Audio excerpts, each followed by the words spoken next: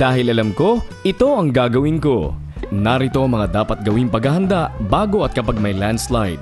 Malaki ang epekto ng matinding pag-ulan sa pagkakaroon ng landslide. Dahil sa pagkababad ng lupa sa ulan, napapadali ang pagguho nito.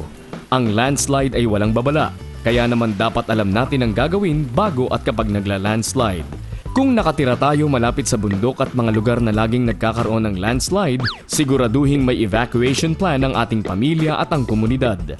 Protektahan ang ating mga tahanan sa pamamagitan ng pagtatayo ng matitibay na pader na pwedeng maging pananggalang mula sa bumabagsak na lupa at bato. Pwede ring maghukay ng mga kanal na maaaring daanan ng rumaragasang tubig at putik mula sa matataas na lugar. Kapag may bagyo o ulan, maging alerto sa paligid at tumutok sa mga balita. Kung nakatira naman tayo malapit sa mga sapa, bundok at lambak, tingnan kung ang tubig na dumadaloy ay malinaw o maputik para malaman kung marami ng lupa ang natatangay ng tubig ulan at makalikas ng maaga. Ang paalalang ito ay handog ng Knowledge Channel.